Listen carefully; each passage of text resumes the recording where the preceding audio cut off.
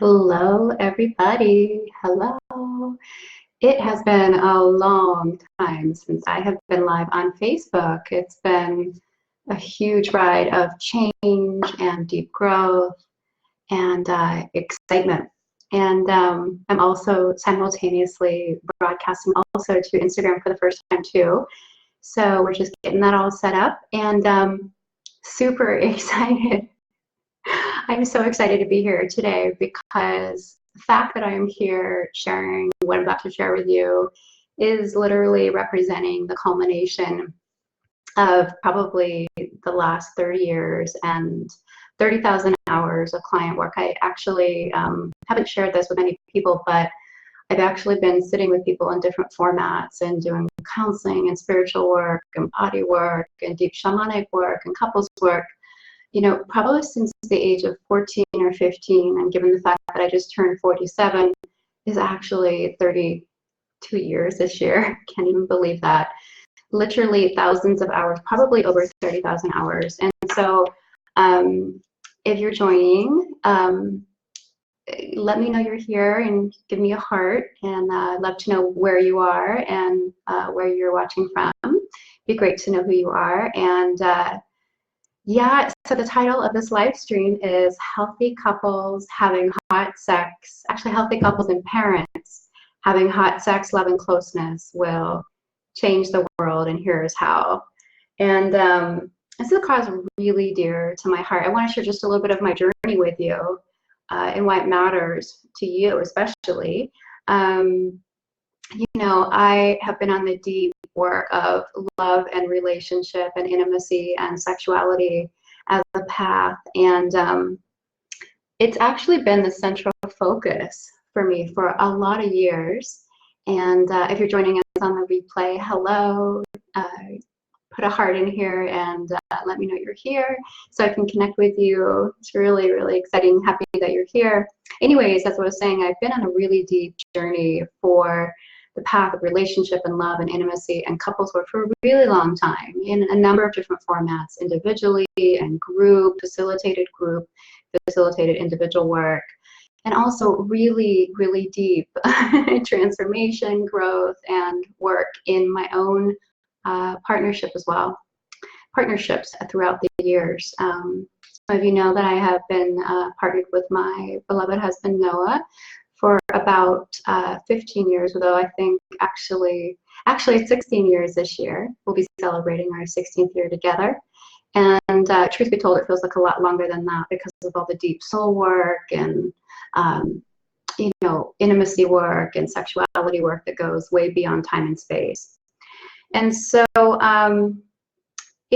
I really think that couples not having hot sex and love and closeness is really an emergency, and it has a huge impact. And the word community is another word actually for immunity. It actually means protection. So when we're connected to other people and we are close, we actually have protection, and protection in a way that I'm going to share about in just a moment.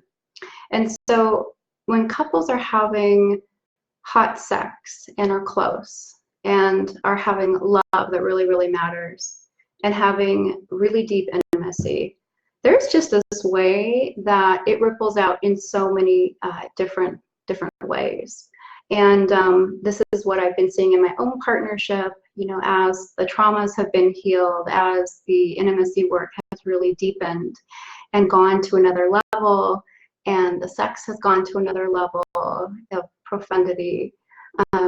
It's really shown me how much it impacts the children, how much it impacts their relationship to trauma, how much it impacts their relationship to do intimacy emotionally with themselves and with each other, how it even affects their immunity as well, how it affects their relationship paradigms.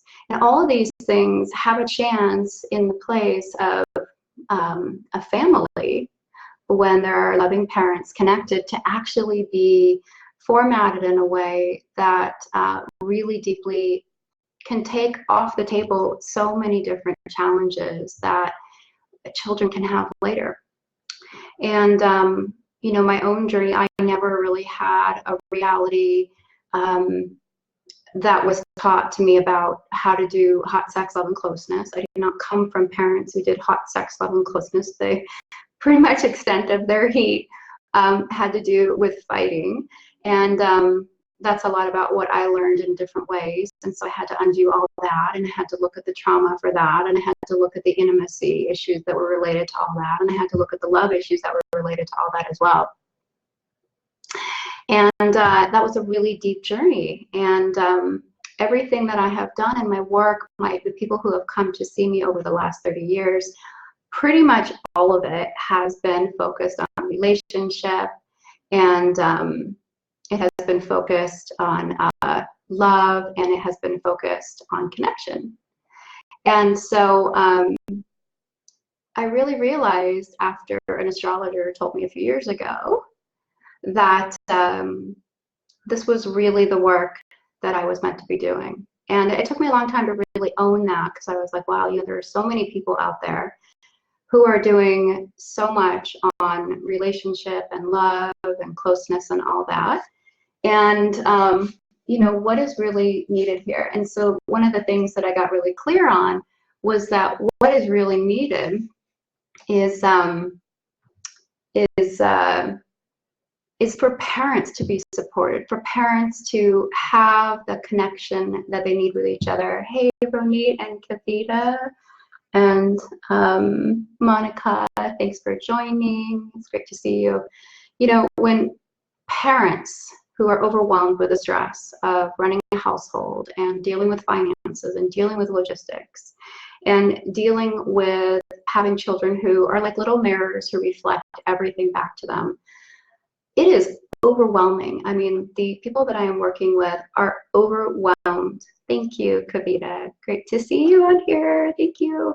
Parents are overwhelmed with dealing with not only what their kids bring up for them, they are dealing with, you know, time and space to cultivate love, to cultivate hot sex, to cultivate intimacy. And so often, you know, with a couple, there's really 6 people in the room. There are the 2 people who are the couple, and then there are the 2 parents that they had and their extended family. And so oftentimes there are so many influences in the room when working with a couple. And so what am I actually saying?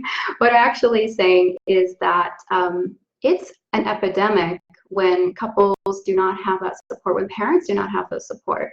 It really affects the family life. It affects how you think. It affects the way that you think. It affects the way the household is run.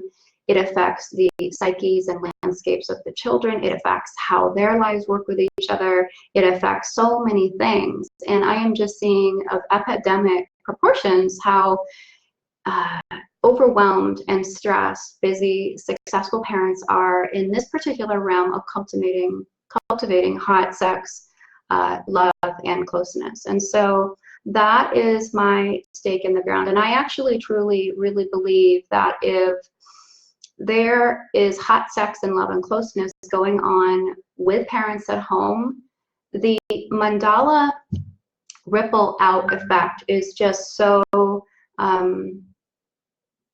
it's infinite. If you just imagine for a moment as a parent, if you're watching, or even not as a parent, just in a couple, when you're in partnership, when you are having hot sex and love and true deep intimacy and closeness, just notice the ripple effect that happens. I mean, we've all had the days when we're feeling really connected with our partners. We've had a great sexual connection. We're very close emotionally. The love is there and it's flowing and it's oozing out. Those days are magical days. They are magical days at work. They are profound days with our children, because we're resourced, I believe, with some of the core things that I think really makes life worth living for. And I actually think that if we don't support parents in having hot sex and love and closeness, there's going to be higher divorce rates, there's going to be higher trauma, there's going to be higher dysfunction, there's going to be higher toxicity. So I want to just mention for a moment, there's so many reasons that people, parents, busy, successful parents, or most of the people that I work with, are not having hot sex, love, and closeness. So, for example, I can't tell you how many times people feel not deserving of hot sex, love, and closeness.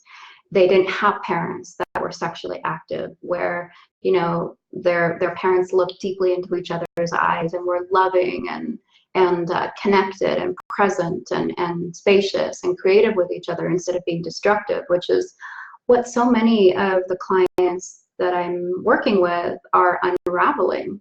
No role modeling on how to do hot sex, no role modeling on how to do love, no role modeling on how to do really true and deep, intimate connection. I mean, as a society, we can really, I think, take ourselves off the hook, because I think we're just really learning how to do this. It's only in the last 15 years that trauma approaches have actually been accessible and practical and tangible online, so that we can actually heal some of our ancestral traumas or our intergenerational traumas. We haven't really been worthing and valuing our right as parents, busy, successful parents, to have hot sex, love, and intimacy. It is really something that is just coming online. So my stake in the ground is to really support the value of that. And that's not the only trauma. One of the other traumas is not getting to the bottom of the traumas that go on, that are passed pretty much from generation to generation until somebody decides that they're going to unwind them, unravel them, and actually totally and truly heal them. And that is no short order. A lot of times when traumas come up, people just break up and split apart instead of figuring out what the power struggle is and actually finding the way to do the work and actually doing it. And so I just want to normalize that, because nobody has really taught us how to do the traumas. Hey, Emily Hirsch. And how to really do that work really, really, really well. It takes time. It takes learning to do that. And so I'm just wondering how many people have ever worked with a therapist or a counselor or taken a program where you feel like you have just not gotten to the bottom of the disconnection and the unrest between the two of you. And I, for sure, am one of those people. And I'm just curious who else is as well.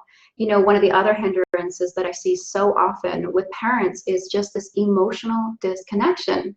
It's hard enough to be in a relationship and deal with all of the things that come up just without having children. But then you add one child into the mix, and then you add 2 children, or even 3 or 4 children into the mix. And oh my God, your world is just filled with, evocation non-stop. There are so many things that kids can bring up because they're empty, pure vessels. They're born empty, pure vessels.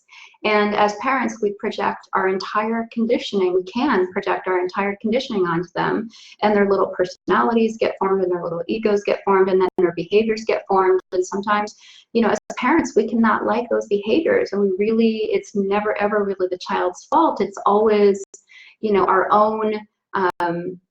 It's always our own issues that are behind all that, and it's our job as parents to really figure that out and to really find the way to get emotionally connected, so that we don't pass that on to our children. But yet again, we run into how do we really truly do deep emotional connection? Now, somebody asked me yesterday, what truly is the definition of trauma? Because it is a world and a word that is used so much in the coaching arena.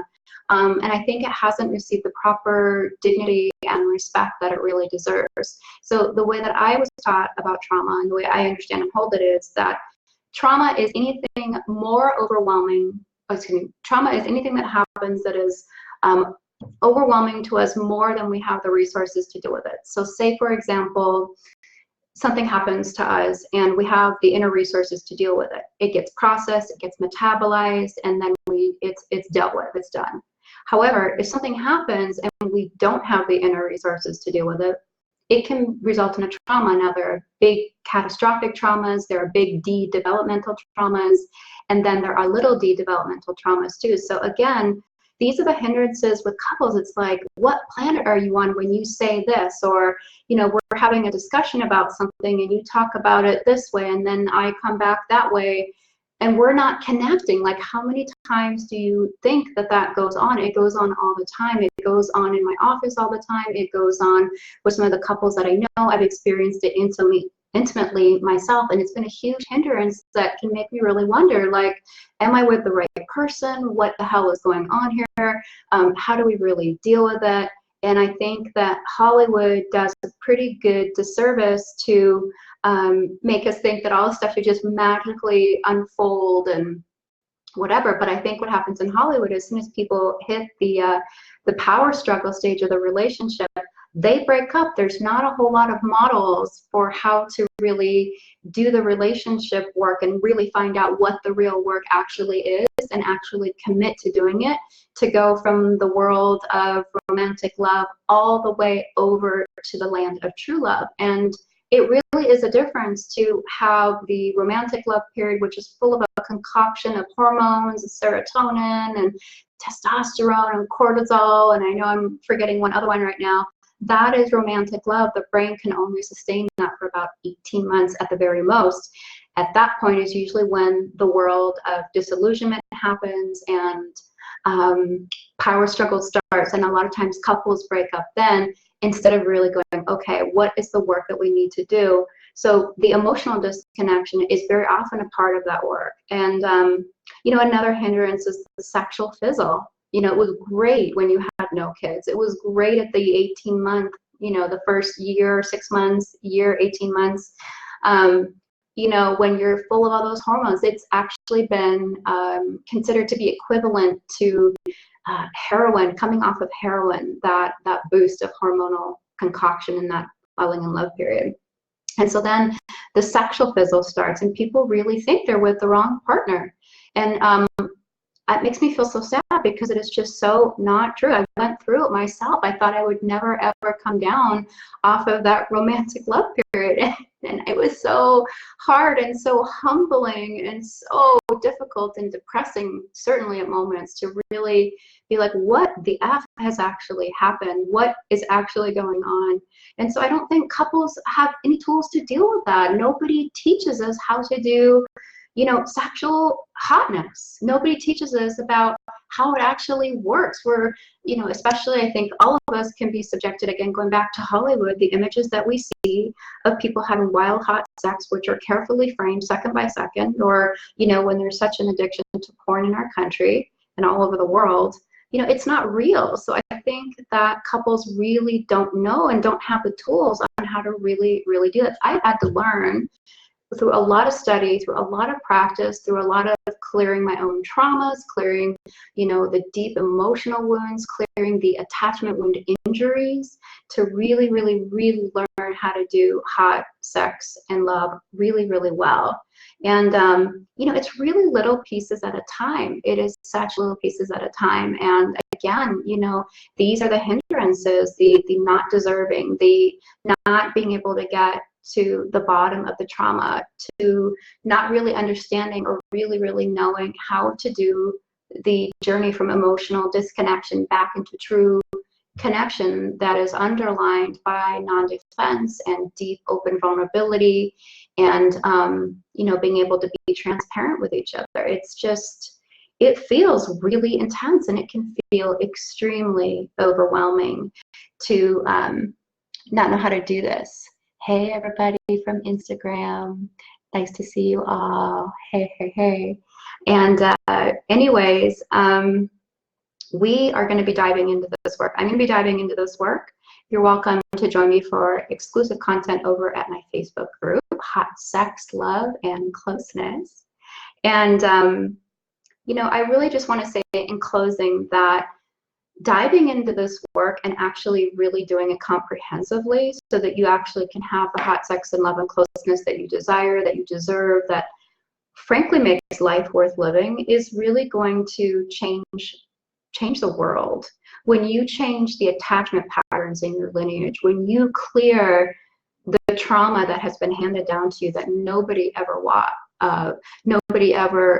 watched or paid attention to, when that gets dealt with and you cultivate hot sex and have the ability to do that, and work with all of your masculine and feminine and all the sides in between you, so that you can creatively bring them together with your partner or partners, that produces epic shift in the human mandala of connection, of relatedness, of empathy, of radical care, of heartfulness, of creativity. Because I think we all know, from when we've had those experiences of hot sex, love, and closeness, even if they've been infrequent, you can move mountains. And sometimes I imagine, like, what would it be like if every member of Congress had hot sex, love, and closeness that was really genuine and deep and authentic and real? Like, what would happen in Washington? What would happen in this world? Like, this is the shift that we're going to be looking at, and we're going to do that by lots of supportive practices. I'm going to be going live every single week and talking on a different aspect of hot sex and what creates that, and what creates the love, and what creates the real intimacy and connection. And I see these as a really potent trinity. So there's going to be deep diving. There will be places where I will challenge you and dare you to explore your edges so that you can really have this. And that's exciting, and there will be lots of interaction in the Facebook group, Hot Sex, Love, and Closeness for parents and couples. I'll be over here on Instagram as well, answering your questions. And it has been just great to have you here. If you're watching the replay, let me know who you are, and give me a heart so that I know that you're here. And yeah, if there's any questions you have, please let me know, and I would love to comment on them. And it is so good to be back and to be here sharing this information. And thank you, and I'm looking forward to the journey ahead. So I'm going to end this, and yeah, talk to you soon.